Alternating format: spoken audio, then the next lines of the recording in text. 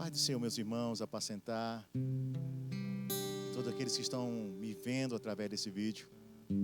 Hoje resolvi gravar aqui na igreja.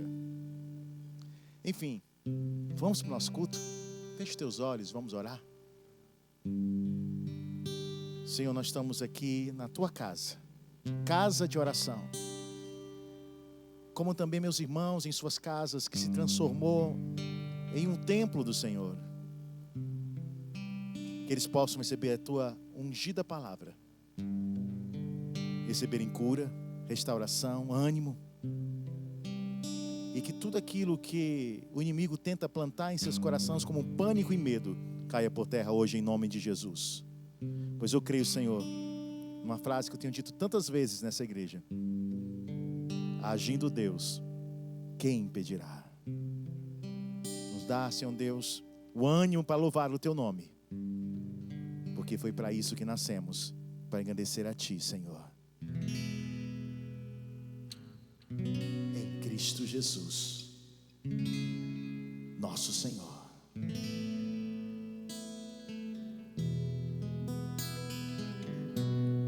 Te louvo, Deus, te amo,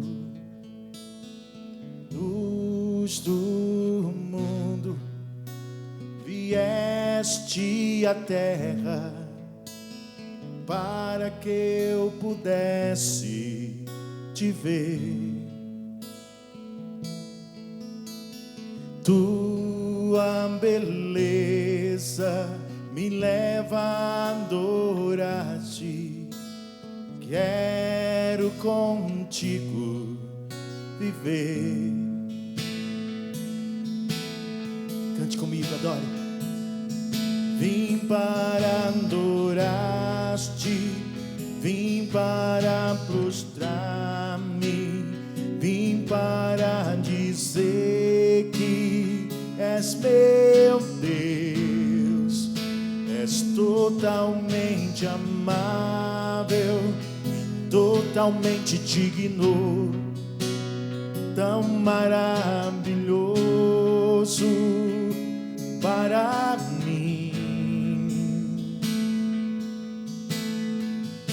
Aleluia. Eterno Rei, exaltado nas alturas, glorioso nos céus, humilde vieste a terra que criaste, por amor pobre se fez. Aleluia. Vim para adorar-te, vim para prostrar-me, vim para dizer que és meu Deus, és totalmente amável, totalmente digno, tão maravilhoso para mim. Vim para adorar-te, vim para prostrar-me, vim para dizer que és meu Deus, és totalmente amável, totalmente digno, tão maravilhoso para mim. Tu pagaste alto preço por nós, Senhor. Aleluia. Eu nunca saberei o preço dos meus pecados lá na cruz. Eu nunca saberei o preço dos meus pecados lá na cruz. Glória! Eu nunca saberei o preço dos meus pecados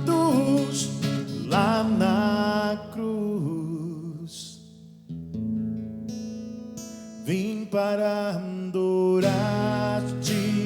vim para prostrar-me, vim para dizer que és meu Deus, és totalmente amável, totalmente digno, tão maravilhoso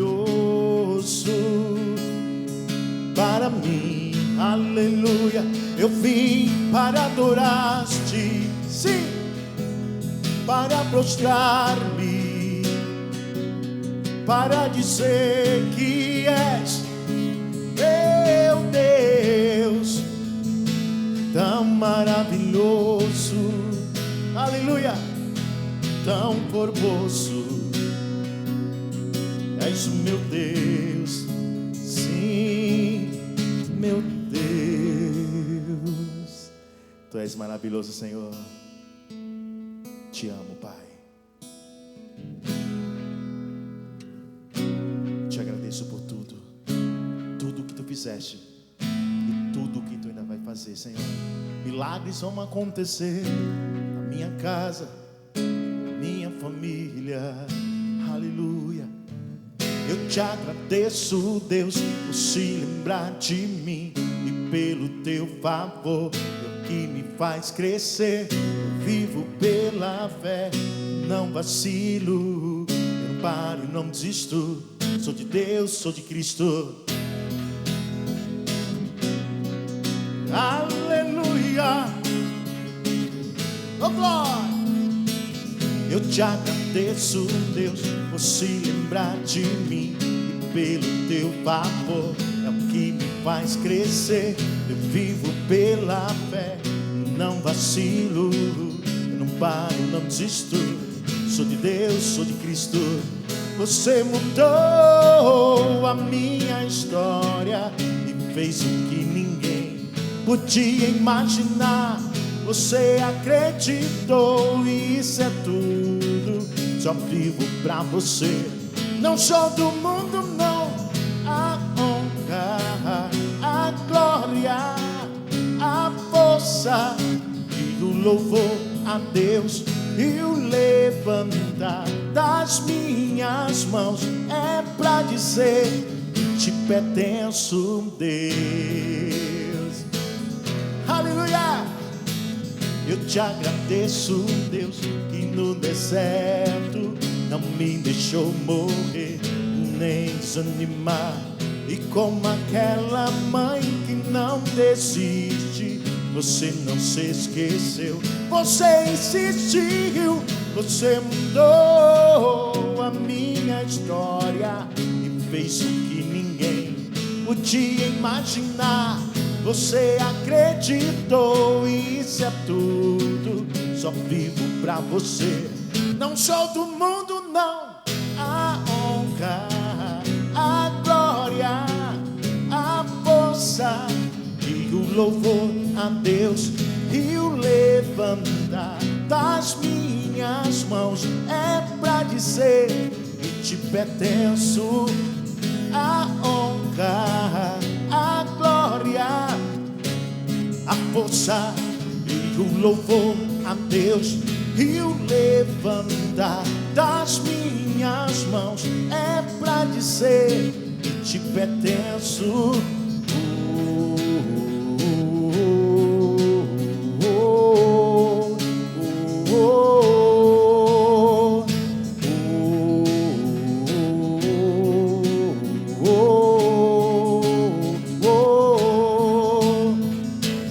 Você mudou a minha história e fez o que ninguém podia imaginar. Você acreditou, isso é tudo, só vivo pra você. Não sou do mundo, não. A honra, a glória, a força e o louvor a Deus e o levantar das minhas mãos é pra dizer que te pertenço, Deus. A honra, a glória, a força e o louvor a Deus e o levantar das minhas mãos é para dizer que te pertenço. Aleluia. Deus, te amo, Senhor. Ele canta lá mais. Te adoro neste lugar, Pai, porque teus olhos estão virados para todos nós. Aleluia. Santo és, Senhor. Olha para cada um de nossa casa, Senhor. Nos protege.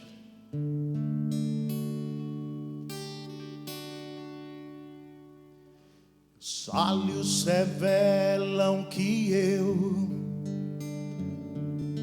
nada posso esconder. Eu não sou nada sem ti, ó fiel Senhor. Tudo tu sabes de mim. Quando olhas meu coração, tudo tu podes ver bem dentro de mim. Leva minha vida a uma só verdade, pois quando me olhas, nada posso ocultar.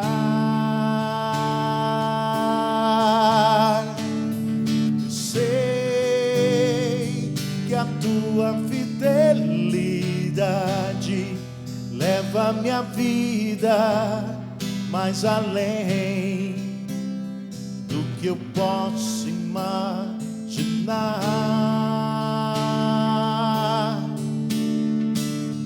Eu sei e não posso negar que o teu olhar sobre mim me enche da tua paz. Aleluia! Eu sei que a tua fidelidade leva minha vida mais além do que eu posso imaginar.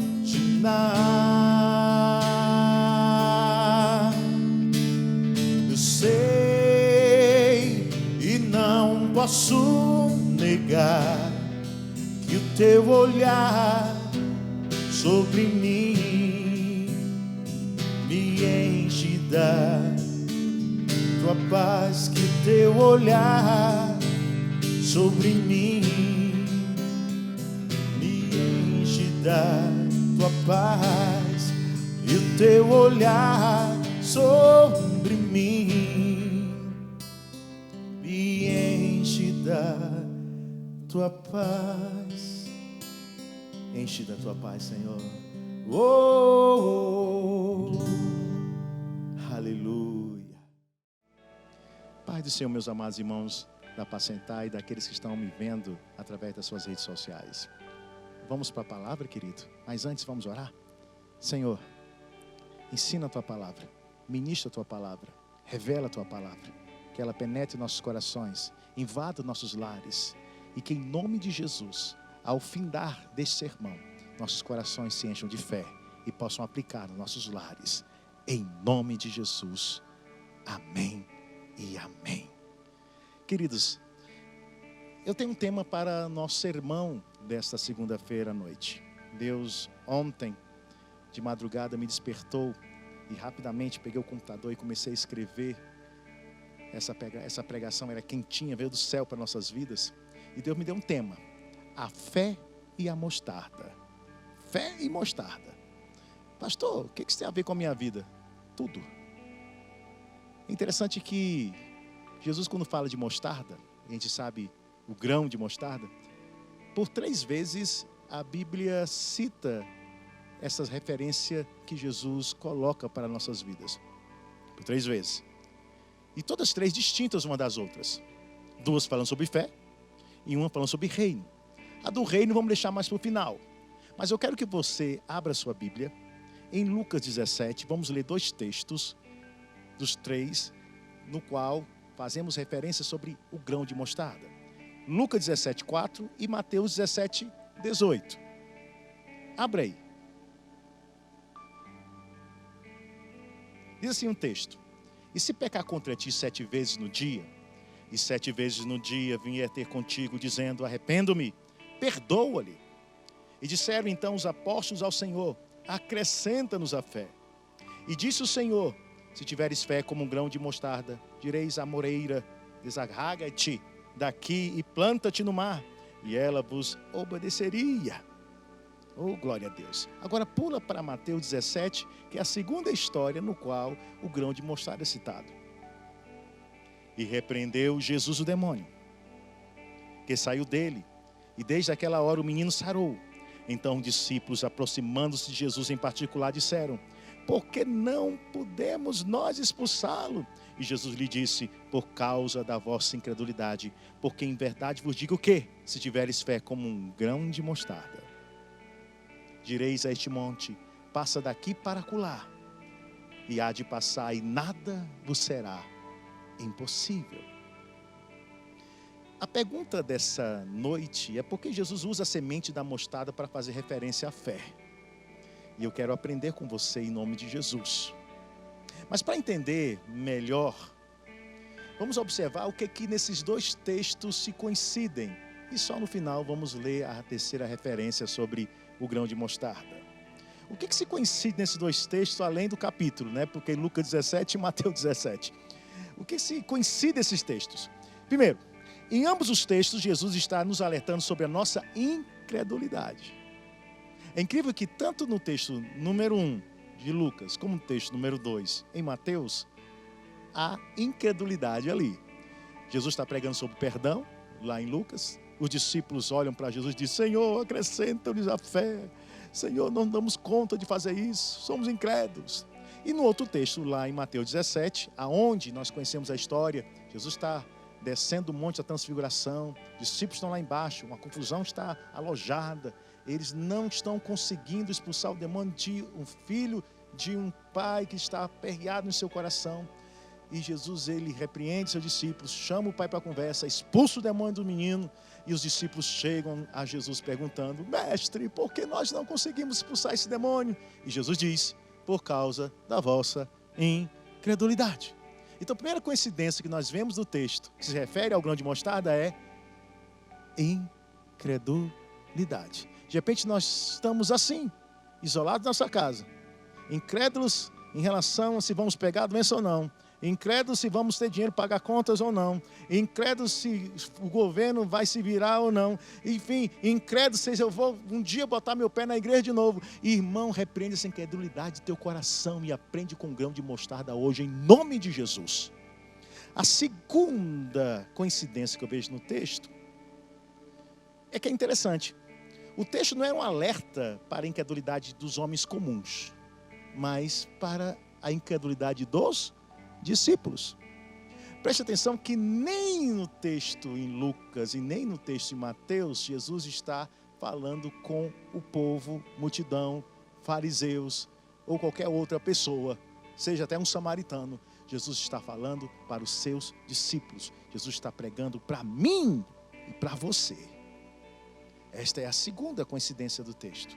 O que me faz perceber outra realidade nos textos lidos. Vamos partir para a terceira coincidência. Nas 2 vezes que a semente é citada, foi porque algo que era possível para os discípulos não foi feito. Vou repetir essa frase. Nas 2 vezes que a semente de mostarda é citada, foi porque algo que era possível de ser feito pelos discípulos não foi feito. Como assim, pastor? Preste atenção. Será que é difícil ou impossível alguém perdoar alguém? Um cristão cheio do Espírito Santo, será que é impossível para você perdoar o marido? Será que é impossível para você perdoar sua esposa, seus filhos? Porque nós normalmente nos magoamos com aquelas pessoas que são mais próximas a gente. Será que é impossível você perdoar alguém? Jesus está pedindo para você fazer uma coisa que seria inimaginável, intransponível. Não, era algo que poderia ser feito. E preste atenção agora no outro texto lá em Mateus. Porque nós sabemos que Jesus enviou seus discípulos, soprou o Espírito Santo sobre a vida deles, como nós também temos o Espírito Santo. E eles começaram a fazer prodígios. Curavam enfermos, pregavam a palavra, expulsavam demônios. Então eles tinham experiência. Não era algo impossível, difícil de fazer. Quando Jesus se aproxima e vê aquela situação toda, ele repreende os discípulos deles por causa da sua incredulidade. Então o que eu vejo nos dois textos? Nos dois textos coincide a incredulidade. Eram discípulos e o que Jesus estava pedindo para eles fazerem era algo fácil de fazer. Ou seja, algo pequeno. Está entendendo porque Jesus ele utiliza-se desta parábola e dessa referência, o grão de mostarda? É porque, meu irmão, a fé começa por coisas pequenas que podem ser feitas por mim e por você. Lembra do que Tiago diz quando ele afirma, quando ele fala sobre fé? Ele fala o seguinte: a fé sem obras é morta. Sabe por que ele está dizendo isso? Porque a nossa fé começa com aquilo que a gente pode fazer: o bem ao próximo, o perdão, a oração, a ministração, o nosso comportamento, o fruto do Espírito, colocar para fora aquilo que Deus nos entrega e que para nós não é difícil de fazer. É por isso que Jesus está dizendo o seguinte para mim e para você, meu irmão: a fé é como um grão de mostarda. Ela começa pequena, com fatos, com ações que a gente pode fazer. Muito bem, mas pastor, a Bíblia diz que a fé remove montanha. Não é fácil perdoar alguém, ou sei lá, fazer o bem ao próximo, ofertar na igreja, coisas que eu tenho capacidade de fazer porque eu sou cristão. A Bíblia está falando que essa fé ela remove montanha, que essa fé transporta uma planta de um canto para o outro, e eu acho que o pastor deve estar errado. Meu irmão, lembra que eu te disse que existe um terceiro texto, falando sobre o grão de mostarda? Vamos para ele, porque ele vai nos explicar justamente isto. Em Marcos capítulo 4, verso 30. Abra sua Bíblia. Marcos capítulo 4, verso 30. Vamos ler o verso 30, 31 e 32. Olha o que diz o texto. Disse mais, quem? Jesus. Com que poderemos comparar o reino de Deus? Com que poderemos comparar o reino de Deus? Ou com que parábola iremos apresentá-lo? É como um grão de mostarda que, quando se semeia na terra, é o menor de todas as sementes que há na terra. Quando se semeia é a menor. É o teu perdão, é a tua oração, é a tua ministração, é o teu louvor. É a menor. Quando semeia na terra, é a menor de todas as sementes que há na terra. Mas tendo sido semeado, cresce e faz a maior de todas as hortaliças e cria grandes ramos, de tal maneira que as aves do céu podem aninhar-se debaixo de sua sombra. Irmãos, o grande pecado dos discípulos de Jesus, primeiro foi não fazer o que podia ser feito. Como cristãos, como discípulos. Mas se você, meu irmão, semeia na terra, aleluia, esta que é a menor das sementes, aleluia, glória a Deus, algo de sobrenatural começa a acontecer. Como o próprio texto nos diz, tendo sido semeado, cresce e faz a maior das todas as hortaliças e cria grandes ramos, de tal maneira que as aves do céu podem aninhar-se debaixo de sua sombra. Oh glória! Diga comigo assim na tua casa: a minha fé começa pequena, começa com aquilo que eu posso fazer como cristão e discípulo.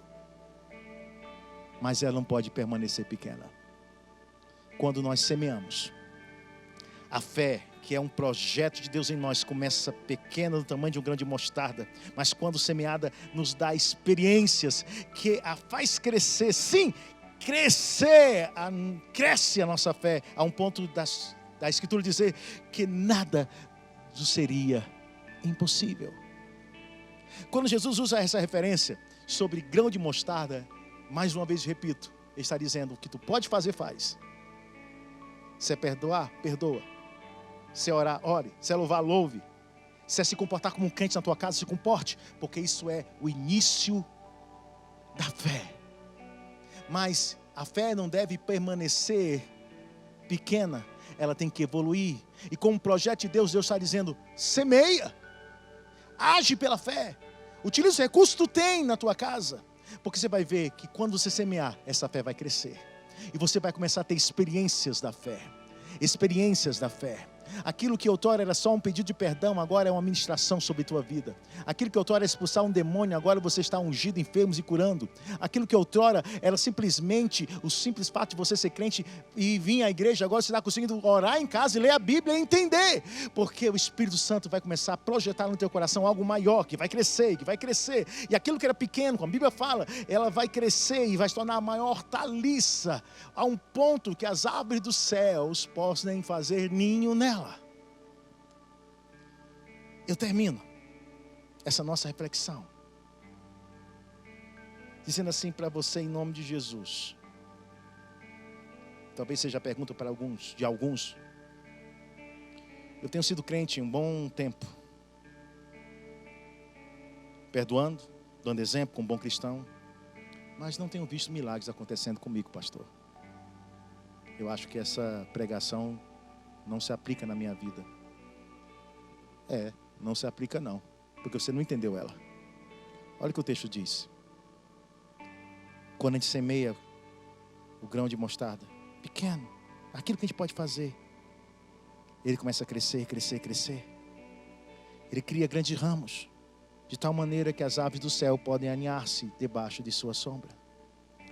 A nossa fé não vai crescer para os nossos deleites. Não. A nossa fé não vai crescer para que você possa se autocurar. Não. A nossa fé não vai crescer para que você se torne milionário. Não. A nossa fé vai crescer a um ponto que você vai determinar que você vai ter um carro novo, uma casa nova. Não é para isso. A nossa fé vai crescer para que você se torne uma bênção na vida de todas as pessoas. Porque a Bíblia fala uma coisa interessante. Ela diz que essa hortaliça cresce com o objetivo de se tornar refúgio para as aves dos céus. Assim diz o Senhor para a tua vida. A fé do cristão é aquela que começa pequena, daquilo que eu posso fazer. Mas ela cresce a um ponto de eu me tornar uma bênção para a vida da minha comunidade, para a vida dos meus irmãos, para a vida da minha família. Irmãos, receba essa palavra no teu coração, porque hoje Deus está acrescentando a tua fé. Semeia ela, em nome de Jesus. Feche os teus olhos para orar. Senhor, tudo começa com aquilo que eu posso fazer como cristão.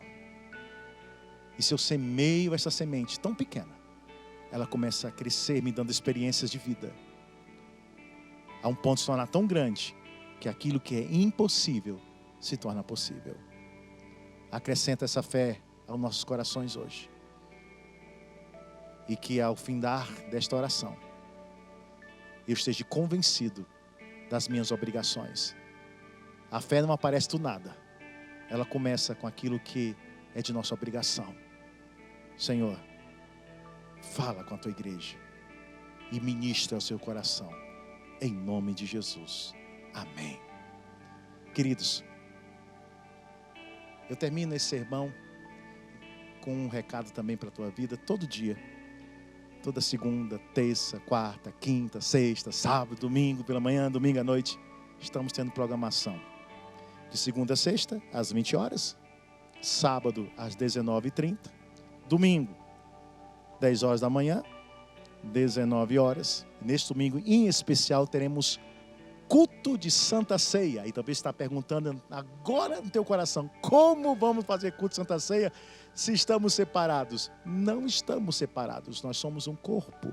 Você vai estar na tua casa, eu vou estar aqui na igreja. Você vai comprar um suco de uva, vai comprar um pão e vai poder cear na tua casa juntamente conosco. E toda a igreja que estará assistindo ao vivo vai cear junto em nome de Jesus. Então já vai comprando aí, se você não tem em casa um suco de uva, um pouco de suco de uva, um pãozinho. Pastor, que pão? Não te preocupe, qualquer pão, irmão. Um dia desse eu estava até ceando com pão integral. Enfim, compra o pão, compra o vinho. Quando for domingo, tanto pela manhã, às 10 horas da manhã, como às 19 horas da noite, teremos um culto de Santa Ceia, todo especial.